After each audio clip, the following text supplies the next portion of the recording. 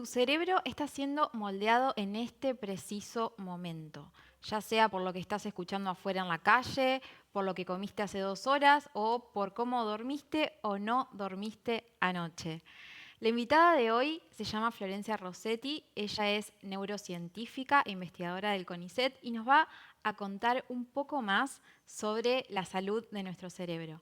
Yo soy Morena Vicente y le damos inicio a este nuevo episodio de Insider. Bueno, Flor, bienvenida. Bueno, muchísimas gracias. Gracias por la invitación. No, gracias a vos por estar acá.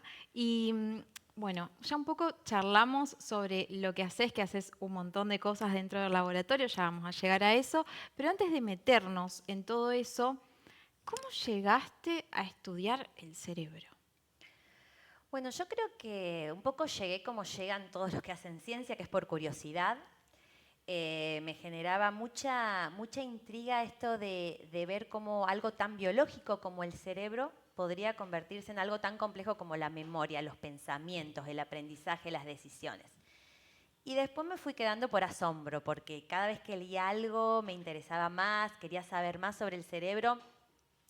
Y me intriga mucho entender cómo el ambiente, cómo la experiencia, cómo las cosas que nosotros vivimos durante toda la vida, incluso cuando somos muy chicos, puede tener impacto en las funciones del cerebro y en el comportamiento. Hoy nosotros sabemos que el cerebro es muy dinámico y muy plástico y va cambiando todo el tiempo y eso es lo que nos genera mucho asombro, cómo puede irse adaptando. Exacto. Neurociencia, como que suena tal vez una palabra un poco extraña. ¿Qué es la neurociencia? Bueno, en realidad la neurociencia es el estudio de las funciones del sistema nervioso, el cerebro, la médula, todas las conexiones neuronales. Y en realidad lo que intenta la neurociencia es entender cómo funciona el sistema nervioso, cómo se generan y se regulan los pensamientos, el aprendizaje, la memoria, la conducta. Y los estudios se hacen en distintos niveles. Nosotros estudiamos desde moléculas, células, hasta el comportamiento. Y Ujú. por ahí los estudiamos aislados y por ahí interrelacionados. Y buscamos entender no solamente el funcionamiento de un cerebro sano, sino también nos interesa mucho cómo funciona un cerebro que tiene alguna patología, como las enfermedades neurodegenerativas. Flor, y te pregunto, ¿qué es un cerebro sano? ¿Qué vendría a ser? Porque por ahí es un concepto muy amplio. Bueno, en realidad, cuando nosotros hablamos de cerebro sano, no es que nos referimos a un cerebro ausente de enfermedad Ok. solamente, sino que hablamos de un cerebro que es capaz de adaptarse, de interrelacionarse con el ambiente, de responder frente a los estímulos, de regular las emociones. En realidad un cerebro que por ahí, o sea, un cerebro sano no es el mismo cerebro para todos los individuos, justamente porque el cerebro es muy plástico, es muy cambiante, es muy dinámico, entonces a lo mejor lo que resulta sano para algunos no lo es del todo para otros. Pero bueno, justamente hay muchos factores que intervienen en que tu cerebro Ujú. esté sano, esté saludable, desde la genética hasta el descanso, la alimentación, la actividad física, la relajación, los vínculos afectivos, todo eso va moldeando y va adaptando el cerebro como para que el cerebro pueda estar en equilibrio, con lo cognitivo, con lo corporal, con el ambiente. Hay dos palabras que se leen o se escuchan mucho en relación a todo esto que estás diciendo, que son la epigenética y la neuroplasticidad. ¿Nos querés explicar en el marco de todo esto que ya mencionaste, en dónde entrarían estas dos palabritas? Claro, en realidad cuando nosotros hablamos de neuroplasticidad nos hablamos justamente de esto, de que el cerebro es plástico, se va adaptando, va cambiando, es dinámico, se van estableciendo todo el tiempo nuevas conexiones. Eso nos referimos a que el cerebro es plástico, no es que es fijo, puede ir cambiando y va moldeándose por el entorno. Y justamente este cambio que ocurre a través del entorno se puede dar a través de la epigenética. ¿Qué es la epigenética? Que encima o sea, en los últimos años se escucha mucho la palabra Ujú. epigenética porque adquiere mucha importancia porque justamente el ambiente puede cambiar la epigenética. Cuando nosotros nos referimos a epigenética, nos referimos a cambios que producen cambios, o sea, son modificaciones que cambian la expresión de genes, pero no hay cambios en la secuencia de ADN, pero sí cambia la expresión.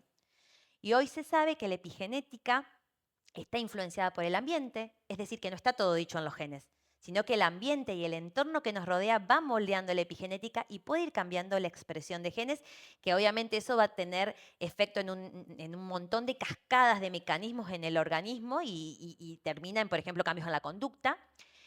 Y lo interesante de esto es que justamente la epigenética se hereda, o sea, la podemos heredar Ok. nosotros, por ejemplo, la epigenética es el principal mecanismo que explica cómo, por ejemplo, alguna situación que nosotros vivimos cuando somos pequeños produce cambios epigenéticos y puede tener impacto en la adultez. Esa es la riqueza que tiene. Y son mecanismos reversibles. Entonces, todo el tiempo están siendo moldeados por el ambiente. Entonces, en realidad, hay un pensamiento del último tiempo de esto de que no está todo hecho con los genes. ¿Me podés poner un ejemplo concreto? Sí, por ejemplo, te doy un ejemplo de lo que nosotros hacemos en el laboratorio. Por ejemplo, nosotros hemos visto que el ambiente enriquecido, que, bueno, no sé si ya entrar en detalle de lo que es el ambiente enriquecido, pero por ejemplo, estímulos ambientales, nosotros trabajamos con un modelo animal, Ok. que con el envejecimiento, al igual que ocurre en las personas, hay una caída de expresión de un montón de genes y eso repercute en la memoria, la conducta, el deterioro cognitivo. Entonces, por ejemplo, con la estimulación ambiental, nosotros vemos que esos genes que caen con el envejecimiento se pueden mantener altos, mantenemos la expresión elevada. Y muchos de esos cambios son porque se producen cambios a nivel epigenético. Y eso, por ejemplo, se ven mejoras en la memoria. Ok, No sé entiendo. si me explico. Entonces, estos entornos enriquecidos que son los en donde vos trabajás, que ahora nos contás un poco mejor, ustedes lo que hacen es ir, eh, digamos, ¿cómo decirlo? Poniendo adelante del animal distintos estímulos para ver la respuesta epigenética. Vemos un montón de respuestas. Ok. Puede ser a nivel de genes, a nivel epigenético, a nivel de conducta, a nivel de proteína, pero sí, ese más que nada es el concepto. En realidad, cuando nosotros hablamos de ambiente enriquecido, nos referimos a todo lo que produce un desafío a nivel del cerebro. Ajá. En un modelo animal, por ejemplo, como el que trabajamos nosotros, que es el de rata, colocamos a los animalitos en jaulas más grandes, con un mayor número de animales para favorecer lo que es la interacción social. Ponemos objetos de diferentes formas, tamaños, colores, texturas, túneles, rueditas giratorias para favorecer el ejercicio físico. Y después del experimento lo que hacemos es estudiar varios parámetros. Entonces hacemos el estudio a nivel molecular, proteínas y genes, a nivel epigenético, para ver si justamente esos cambios de expresión de genes se deben a cambios en la epigenética. Y Claro. finalmente estudios en conducta, que es memoria, ansiedad, actividad locomotora, saciedad, interacción social. ¿Y recordás alguno de estos descubrimientos que te haya llamado mucho la atención o que digas, este vale la pena contar? Que no Eh, sea, que no sea, no sé, algo súper complicado que el GER1 se une a la proteína 2 porque no lo vamos a entender, una cosa más terrenal. sí, en realidad es un trabajo que a mí como que me marcó mucho también cuando hice el postdoc. Yo soy doctora y después del doctorado en ciencia biológica hice el postdoc, lo hice en el laboratorio. Y durante el postdoc nosotros lo que hicimos fue alimentar a las ratitas con dieta de cafetería, que es comida chatarra, procesados, y ver qué impacto tenía en la descendencia ese Ah, tratamiento. Y lo que vimos es que las crías de esas mamás tratadas en la adultez tenían la expresión de un gen que es el receptor de dopamina disminuido, que está muy asociado a lo que es la conducta compulsiva, tipo conducta adictiva. sí. Y en realidad nos llamó mucho la atención porque se sabe que los chicos, los niños que nacen de mamás que son obesas, tienen mayor tendencia a desarrollar conductas adictivas compulsivas cuando son adultos. Y nosotros lo que encontramos en este modelo animal es un cambio que ocurrió probablemente cuando estaban con la mamá, o sea, por toda la alimentación que le dimos a la mamá, cambió ese gen, ese cambio se produjo por mecanismos epigenéticos y cuando estudiamos los cerebros en la adultez, ese cambio estaba. Mirá, qué loco. Por ejemplo, yo pienso, si esto sucede, em, obviamente que no se hacen pruebas en humanos, pero si esto hubiese sido el caso de un niño o niña que tiene esta tendencia porque cuando se estuvo gestando fue alimentado a comida chatarra, ¿no? Esta persona que sí, a diferencia de un animal, tiene la opción de decir, bueno, quiero modificar mi alimentación, modificando su alimentación, ¿puede modificar sus genes? Podría. Podría. Experimentalmente no lo sé, a lo mejor hay estudios que lo muestran, habría que ver en Ok. la bibliografía, pero nosotros ese experimento no lo hemos hecho, pero sí podría, se podría. Podría. O sea, en realidad sería después del nacimiento, más adelante, generar un cambio de hábitos, Ujú. justamente ir hacia una alimentación más saludable evitar los ultraprocesados y, bueno, a lo mejor hasta acompañarlo con otro tipo de intervención, no solo de alimentación. Por ejemplo, actividad física. Entiendo, entiendo. Estos entornos enriquecidos, cómo se vería cómo se vería un entorno enriquecido para un adulto común en Argentina hoy? Bueno, en realidad lo que, busca promover el ambiente enriquecido es justamente esto de generar un desafío al cerebro, generar una estimulación continua. Y en realidad podría ser desde, bueno, la actividad física que mencioné, una alimentación saludable, un buen descanso, hasta actividades más cognitivas. Por ejemplo, aprender algo nuevo, aprender un idioma nuevo, hacer cerámica. Se me ocurre que ahora está muy de moda, por lo menos aquí en Santa Fe, hacer curso de cerámica, pero bueno, es algo que genera una estimulación, concentración, atención, hacer crucigramas, hacer actividades de relajación. Hay muchos trabajos que muestran que el mindfulness y el yoga tienen un impacto positivo en el cerebro. Todo ese tipo, todos esos ejemplos son ejemplos de ambiente enriquecido. Los vínculos afectivos, salir a tomar un café, un mate con un amigo, eso todo lo que es interacción social también promueve mucho lo que es la salud del cerebro. Entiendo. Yo, excepto esto último, que siento que para todos es algo placentero, pero últimamente, y esto es una reflexión personal, sé que debe haber algún que otro estudio, pero la verdad que no puedo citarte ninguno en este momento, pero siento que vivimos en entornos empobrecidos, porque tenemos todo tan fácil que ya está, no sé, ya hasta ni aprendemos tantas cosas nuevas. Por ahí pienso, dejamos en manos de la inteligencia artificial o de otra cosa hacer cosas que antes las pensábamos nosotros, que nos llevaba más tiempo, obviamente. Pero qué desafío, digo, mantenerse en un ambiente enriquecido y esto de tareas que vos decís, cerámica, aprender un instrumento que demandan otros tiempos que hoy no estamos teniendo, tal vez. Exactamente, sí. En realidad yo creo que, además de lo que mencionás de la inteligencia artificial, que es así, porque yo lo veo en la facultad también, que todos los chicos por ahí depositan mucha confianza en la inteligencia artificial y la inteligencia artificial no es al 100% segura y muchas veces eso resta capacidad de reflexión, de pensar, de Exacto. aprender. Además de eso, yo también creo que vivimos, hoy en día tenemos una cantidad de estresores que no siempre hubo. El trabajo, la conectividad, la exigencia, el poco descanso y todo eso termina también pasando factura. ¿No? Es como que uno está acá, pero en la mente está 10 pasos más adelante. Vivimos todo el tiempo a las corridas, todo el tiempo acelerados, prestando atención a todos, preocupados por todos. Y eso después tiene repercusiones en el cerebro y en el organismo en general. Exacto. Bueno, vos mencionaste recién la palabra clave, el descanso.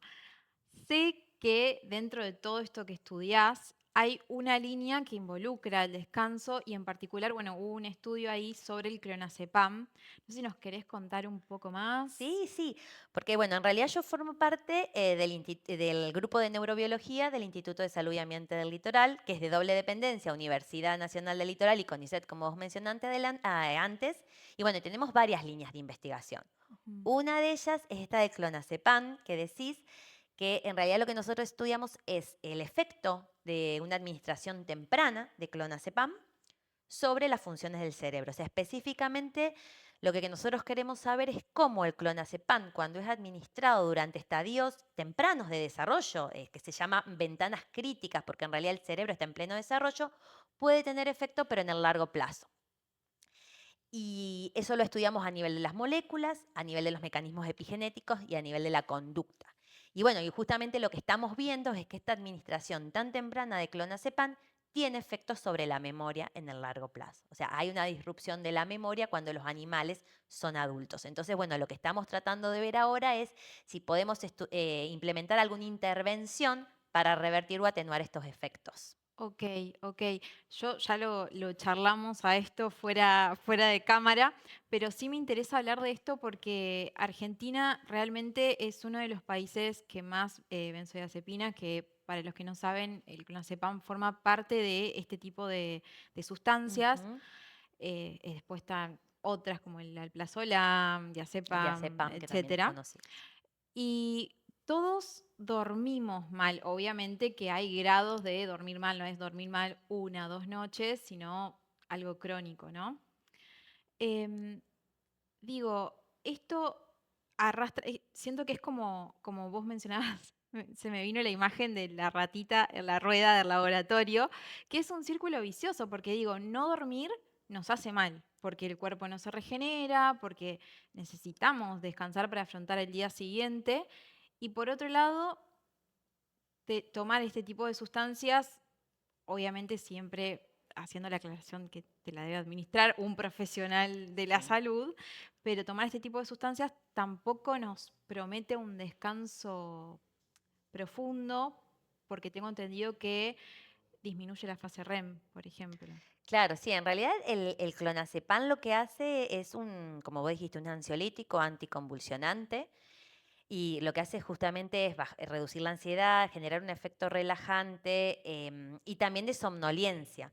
En realidad lo que hace el clonazepam es potencia el efecto inhibitorio en el cerebro, es decir, actúa sobre un receptor, que es el receptor del ácido gamma aminobutírico, que es un neurotransmisor que es inhibitorio. O sea, el GABA lo que hace es frenar la excitabilidad neuronal y generar este efecto relajante. El GABA potencia ese efecto y genera justamente este efecto de relajación, somnolencia, por eso se receta también mucho para la ansiedad.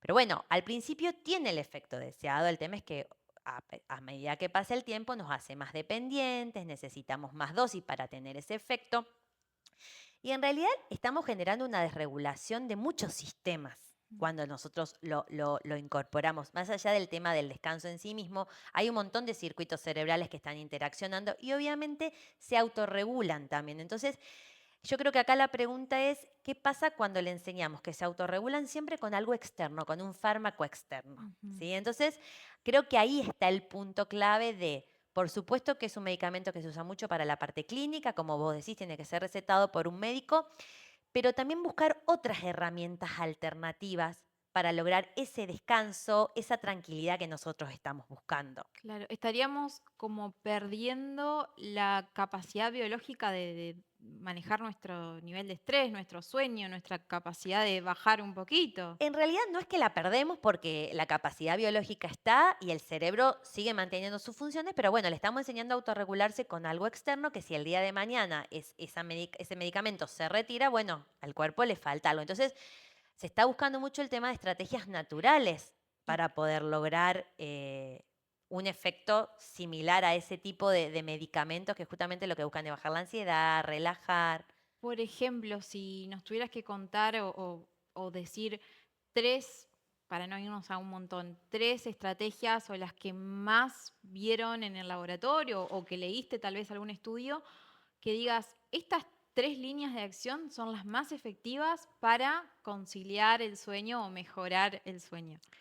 Mira, en realidad, de lo que leí te puedo contar, hay algunas alternativas, algunos fármacos naturales, se está estudiando mucho todo lo que es, la- por ejemplo, lo que es el cannabis, Mm. pero igual hay como una intención a nivel mundial justamente de buscar intervenciones ambientales, que no sean tanto farmacológicas. Entonces, se estudia mucho todo lo que es la relajación para poder no solo descansar, hablando de dormir a la noche, sino en general, de los momentos que yo estoy desbordado, que estoy con mucha ansiedad, bueno, hacer mindfulness o yoga, generar cambios de hábitos, la alimentación, la actividad física, el ambiente, el buen descanso. Para lograr un buen descanso también hay que considerar muchas cosas, por ejemplo, el uso de las pantallas, que no habría que usarlas cerca del momento de dormir, tener rutinas, generar ambientes oscuros, tranquilos.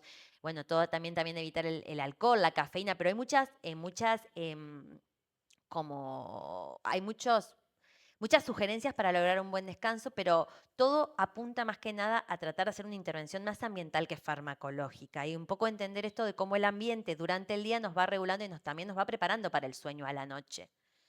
Entiendo. Y te voy a preguntar algo que esto con esto del ambiente es el tema del biohacking, que está como muy de moda. El tema, ¿lo ubicás? La No, tendencia esta del no. biohacking, que la gente se pone anteojos, estos anteojos que son como rojos o amarillos para filtrar la luz azul, ¿no? No, no, no había, o sea, Que escuché, pero sería una forma de justamente intervenir el ambiente, pero yo digo, al fin y al cabo estás usando igual la pantalla y el estímulo, a lo mejor, sí, obvio, te ves menos luz azul, pero qué sé yo, tal vez viste un reel sobre algo tremendo y te quedaste como angustiado igual.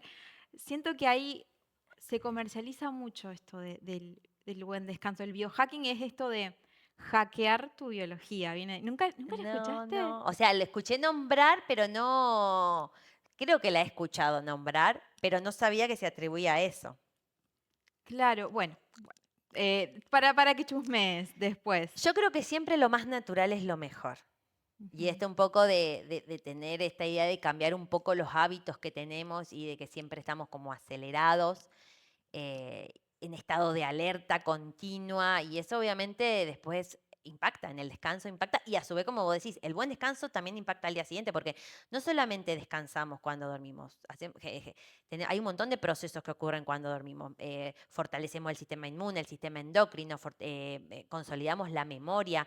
El ejemplo más claro es en los nenes chiquitos, cómo el sueño impacta directamente en el día siguiente, o sea que es fundamental para poder avanzar en el día el buen descanso. No, si yo siempre digo que cuando tengo hambre y sueño soy una mala persona. Viste como los nenes que se ponen, que Bueno, vos son decís, el mejor no me mires, ejemplo. no me toques, nada. Bueno, yo soy, no pasé la etapa a tener un filtro de persona adulta, hay que trabajarlo eso. Pero esto de empezar por ahí a tratar un poco mejor a nuestro cerebro, qué estrategias, qué puntos tenemos que tener en cuenta para imprescindibles, digamos, para empezar a tratar mejor a nuestro cerebro en este contexto del que hablamos que es un poco estresante? Bueno, yo creo que un poco lo fui diciendo a lo largo de la charla, y es un poco el mensaje que nosotros siempre damos por ahí cuando hacemos divulgación desde el laboratorio, pero eh, dormir bien es fundamental porque impacta muchísimo en nosotros, en el organismo, en la atención, en la conducta, en todo. Es muy importante tener hábitos de buen descanso, hacer actividad física. Promover todo lo que sean estímulos cognitivos, o sea, todo lo que nos implica un desafío para pensar, para activar el cerebro, eso es fundamental. Bueno, hoy en día también lo que promovemos mucho es estar al aire libre. Por ejemplo, yo con mi nene, con Pedri, lo hago mucho, eso de estar afuera en entornos nuevos, ir, por ejemplo, a hacer paseos en lugares nuevos, eso es como un ambiente enriquecido y genera mucha novedad. Incluso dicen que está bueno por ahí actividades repetitivas que hacemos, por decirte, ir al trabajo todos los días por la misma ruta, por ahí incluso hasta una tontería de decir, me desvío 2 cuadras para cambiar, ver otro árbol, qué sé yo, ya te cambia el chip un Sí, porque poco. además también te hace estar pendiente de, tenés que estar atento a otras cosas, porque estás yendo por un camino diferente. Sí, sí, es así. Bueno, juntarse con amigos a tomar mate, café, eso también estimula un montón. Em, bueno, comer saludable, eso es re importante Ujú. también. Todo lo que los alimentos que nosotros ingerimos son metabolizados en el intestino, pero se conectan directamente con el cerebro e impactan directamente, entonces nos afectan la memoria, la atención, un montón de cosas. Así que bueno, esas serían algunas Sí, de las... el eje intestino-cerebro es otro tema que es está muy en boga también desde hace ya unos años. ¿Hay alimentos que estimulen o que beneficien particularmente al eje intestino-cerebro? Yo sé, te voy a interrumpir, que me vas a hablar de los probióticos, ¿o no? En realidad, los probióticos pueden ser, pero en realidad te iba a hablar más de Ah, alimentos naturales, no menos mal. procesados, porque no, No, porque yo quiero que sigas y después te digo por qué te lo bueno, dale. decía. No, en realidad sí, hay muchos trabajos que muestran la diferencia entre consumir alimentos procesados a alimentos que son ricos en fibras y proteínas, porque en el intestino los metabolitos que se generan son diferentes y, como te digo, se trasladan al cerebro, y en el cerebro las funciones que cumplen son totalmente distintas, diferentes. Entonces, influyen en la atención, en la memoria. Hay un trabajo, por ejemplo, que ha estudiado cómo lo que desayunan los chicos puede impactar en el estado de ánimo y en la atención durante la mañana. Entonces, por ejemplo, relacionan que el consumo de más alimento, más comida chatarra, más ultraprocesado en el desayuno, los chicos que consumen ese tipo de alimentos durante la mañana tienen más berrinches, por ejemplo. Está estrictamente relacionado y además, como decís, en los últimos años se le está dando muchísima importancia porque se sabe la conexión que hay y no solo con el cerebro, sino con un montón de otros sistemas, como por ejemplo la fertilidad. Pero hoy en día es impresionante cómo se estudia el tipo de comida que ingerís, cómo impacta en la salud del organismo en general. Exacto, sí, incluso cuando hablas de la fertilidad, tengo amigas, por ejemplo, que tienen síndrome ovario poliquístico, que tienen que tener, o sea, no tan estricto, pero sí una alimentación orientada a cierto tipo por ahí con menos índice glucémico y demás, em, y que favorece un montón el ciclo. Sé que es como un mundo súper amplio. Y no, y lo de los probióticos te lo decía, porque hoy, viste que todo está como marketeado con probióticos, tenés probióticos en cajita, en polvo, en qué sé yo. Y yo lo que estuve leyendo mucho, o sea, a ver, mal no te van a hacer, a lo sumo no te harán nada, pero que es muy importante ver el tema de las dosis y el tema de las cepas, porque no todas las cepas son igual de efectivas para tal o cual cosa, patología o problema.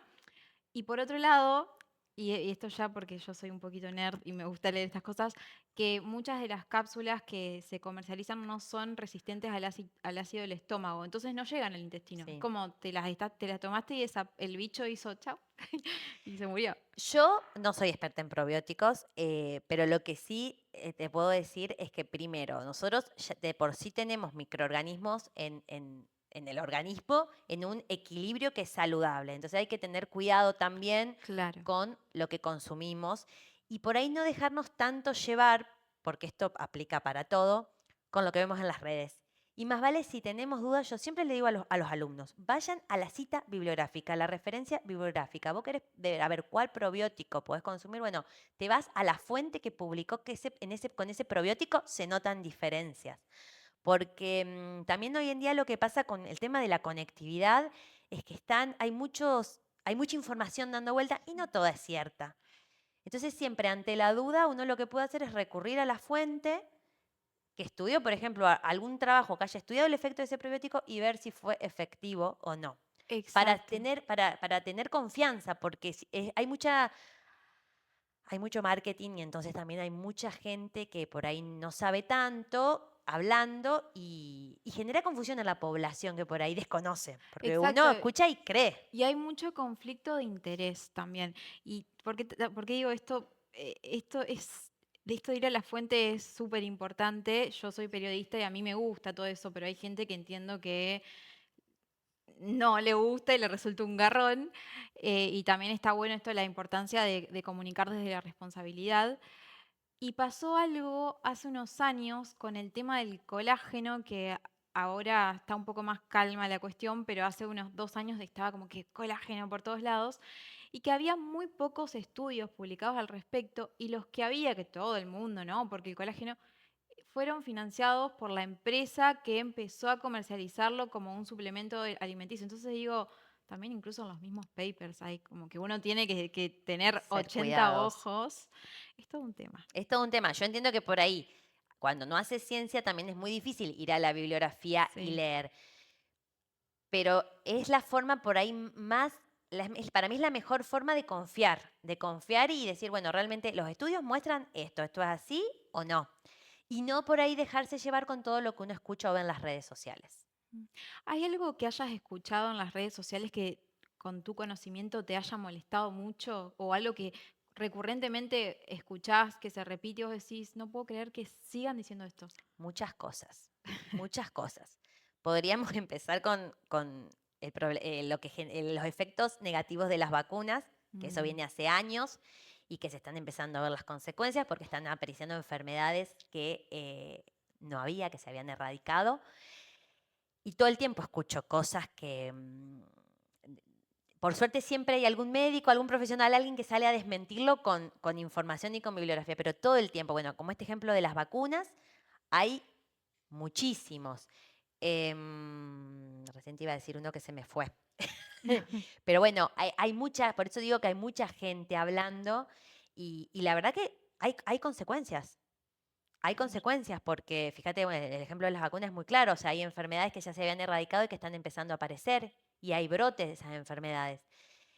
Por ahí, a veces, yo lo del colágeno no lo tenía tan claro, pero por ahí me asombra porque también a veces veo a profesionales diciendo cosas con las que yo por ahí no estoy tan de acuerdo y me parece que falta como refuerzo bibliográfico. Me pasa mucho, por ejemplo, esto de que, y lo veo por ahí más que nada con la gente grande, sale la noticia de, se descubre la cura de, signos tres puntos Sí, sí. suspensivos, y por ahí me lo comparten a mí, amigos, conocidos, familia, y yo entro a ver la noticia y no es así. Entonces también un poco los diarios, las páginas juegan un poco con las emociones de la gente, porque cuando entras en realidad no es tan así, es que a lo mejor encontraron una molécula. Entonces eso es un problema. Me parece que en ese sentido hay como, en algunos casos hay poca seriedad para transmitir la información. Por eso yo siempre refuerzo el tema, bueno, si yo leo una nota y veo algo, quiero la bibliografía al final. Y yo, como biotecnóloga, ir a leerla y a ver qué dice esa nota. Porque después esa información empieza a expandirse y llega a todo el mundo y no es tan así como Exacto, sí, es la responsabilidad y la ética que deberían tener todos los medios de comunicación totalmente, total. y incluso hasta los profesionales. Es que es parte de la carrera, es parte, yo creo que es de la carrera que todos estudiamos. Yo como biotecnóloga, como docente, se lo transmito a los alumnos, el compromiso para la divulgación de la información. O sea, no es nomás estudiar la profesión y ejercer, sino después el compromiso que uno ejerce cuando comunica, cuando divulga esa información. Mm, tal cual, totalmente. Flor, y como neurocientífica, vos me imagino que estás igual o tal vez peor que todos nosotros, yendo y viniendo con tu hijo que es chiquito, el laboratorio, para acá, para allá. ¿Cómo es un día tuyo o cuando estás que te sentís demasiado estresada? ¿Cuál es tu kit de supervivencia? Vos recién nos recomendaste buena alimentación, no sé, y salir a caminar, pero vos, ¿qué aplicas de todo esto? Bueno, por ejemplo, una de las cosas que a mí me gusta mucho hacer, yo hago actividad física, voy al gimnasio, pero por obligación, pero Ajá. también patino, por ejemplo, Ah, y eso me encanta. Algo también que disfruto mucho es con Pedri, que es mi nene, y con Whisky, que es mi perrito, salir a los parques a la mañana. Y eso para mí, empezar la mañana así, me cambia completamente la cabeza. Incluso a veces salir por ahí, Pedri no está, salgo a pasear con Whisky si estoy muy pasada, con Whisky mi perrito, por la sí, sí, duda. no con la botella. Y damos vuelta por el barrio y yo ya como que vuelvo renovada. Bueno, a mí me encanta leer, cuando puedo también leo, o me junto con amigas. Eso para mí también es súper terapéutico, ir a tomar un cafecito con una amiga, a mí me Hermoso. encanta, disfruto un montón. Sí, Y si hermoso. puede ser al aire libre, mucho mejor. ¿Recomendás algún libro, alguna lectura que sea un poco digerible para el ciudadano de pie en torno a la salud del cerebro o en torno a herramientas para mejorar nuestra vida, nuestro bienestar? Mira, hay varios, yo no me sé los nombres, pero a mí me gustan dos neurocientíficos, que incluso uno de ellos es divulgador, que es Fabricio Ballarini, que tiene libros que son interesantes, y el otro creo que es de Facundo Manes, Ajá. que también es sobre el cerebro, también mucho esto de los ambientes. Él promueve mucho esto de lo que es la estimulación y lo que podemos hacer para estar bien con nuestro cerebro. Entonces, dar herramientas, mucha referencia bibliográfica también, que por ahí está bueno, porque decir, bueno, si digo esto es basado en qué. Exacto. Pero yo en realidad en mis tiempos libres leo novelas. Porque como Está cuando bien. Y trabajo sí. leo todo el tiempo artículos científicos, en mi tiempo libre me gusta volar un poco y me gustan las novelas románticas históricas. Ah, Así está muy que bien. Está muy bien. Flor, y un poco para cerrar, una pregunta, vamos a decir, reflexiva. ¿Qué descubriste sobre vos misma estudiando el cerebro de los demás? qué pregunta profunda. Bueno, yo en realidad creo estudiar el cerebro en general me ayuda también a entender un poco cómo funciona el cerebro, cómo muchas veces en realidad lo que uno hace, lo que uno dice, cómo uno se siente, tiene mucho que ver también con lo que ha vivido, con lo que ha aprendido desde chiquito. O sea, no está solo en la biología, sino que también están las experiencias, los hábitos. Y creo que lo más importante que me ha enseñado la neurociencia en todo este tiempo es que el cerebro no es infinito Ujú. y necesita parar. O sea, que esté en continua alerta, continua preocupación, continuo estrés, a la larga tiene un efecto.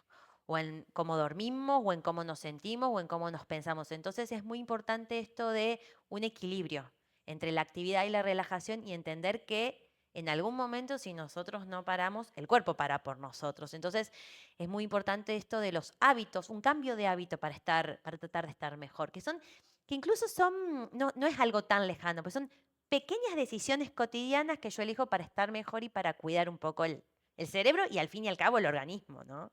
Exactamente. Bueno, bueno, me encantó esta charla. La verdad que me pareció aparte una temática compleja que la supiste comunicar, como vos decís, divulgar con responsabilidad y con claridad. Se nota que das clases, porque es muy, muy ordenada en tu manera de explicar las ideas, así que nada, te agradezco un montón. No, gracias a ustedes por la invitación. Y bueno, nada, bienvenida cuando quieras volver a Insider. Bueno, muchísimas gracias. Bueno, espero que hayan disfrutado este episodio y nosotros nos vemos en otro episodio de Insider. Hasta la próxima.